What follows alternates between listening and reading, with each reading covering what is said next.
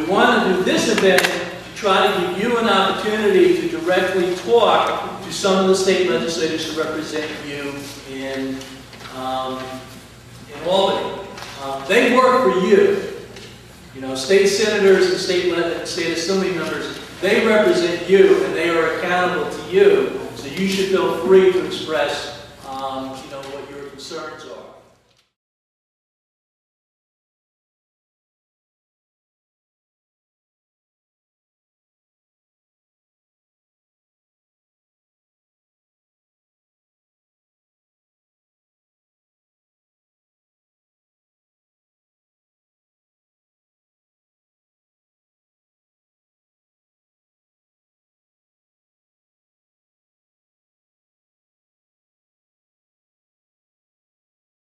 Hi, my name is Vernon, and I'm the Executive Director here at WestHELP Greenburgh.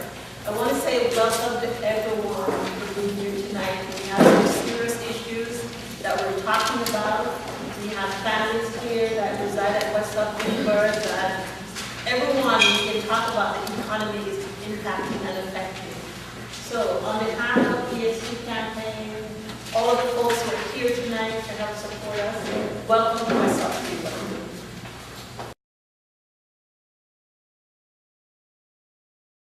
The state budget is the biggest policy document that the state legislature does. It involves about $120 billion.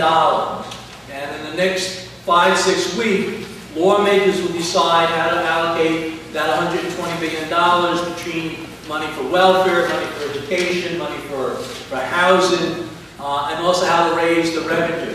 The state budget has to be adopted by April 1st.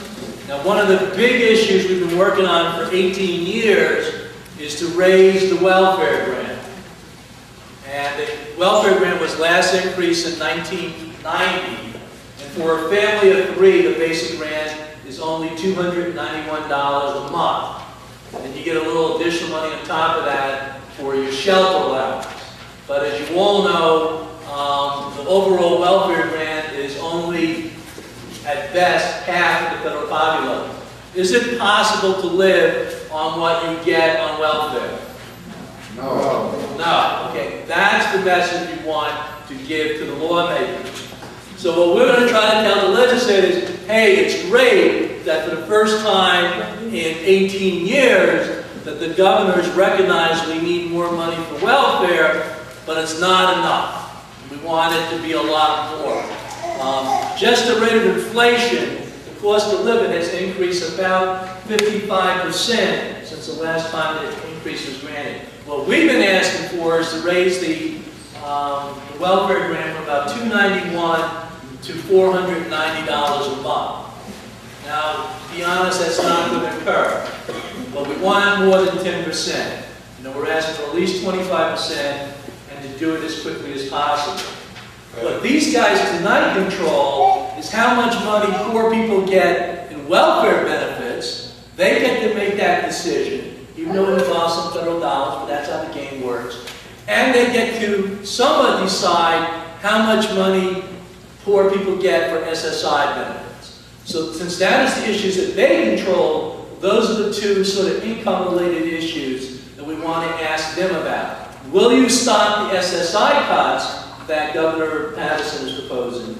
And will you support and make bigger the welfare grant increase that Governor Patterson has proposed?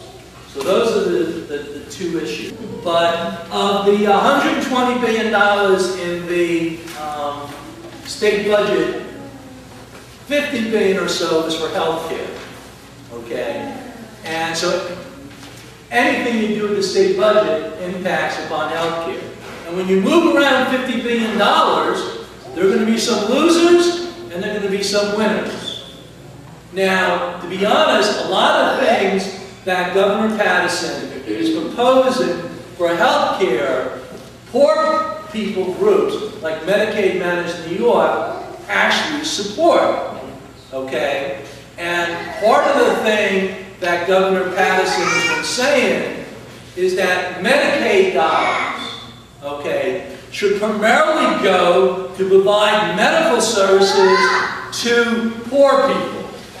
Okay? That is what Medicaid dollars should primarily be for. So there are winners and losers in the budget, and the reform proposals on health care that help low-income people, we believe we need to stand up and say, that's a good idea. We believe that health care should be a right.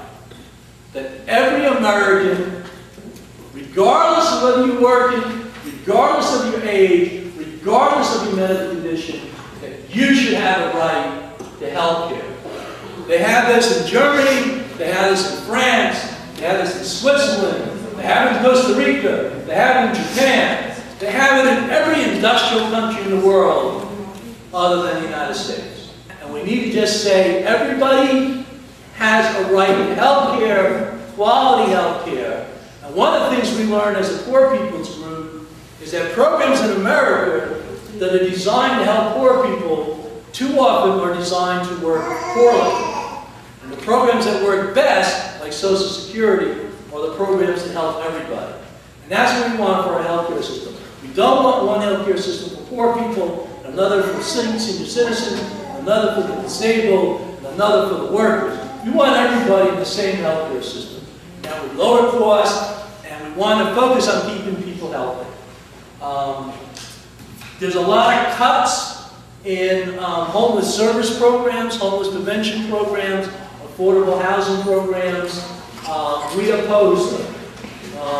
It costs $3,000 a month often to keep somebody in a shelter. It makes a lot more sense to give them a couple extra $100 a month to allow them to rent their own apartment than it does to put them in a shelter. The taxpayers will save a lot of money.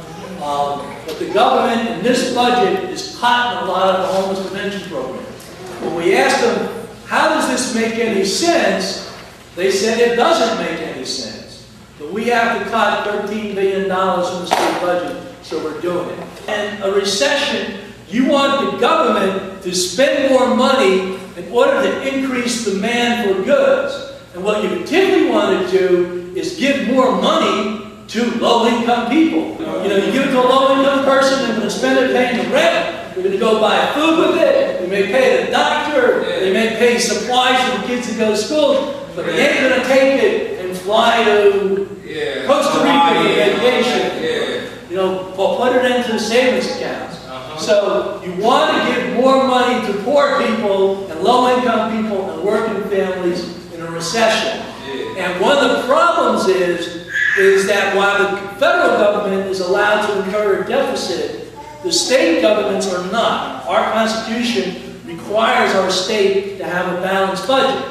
So if you have a big budget deficit, you're not going to raise more taxes on the wealthy, then you have to cut spending. And what President Obama said was, let's give more fiscal relief, let's give more money to the states so they don't have to make all these dumb budget cuts.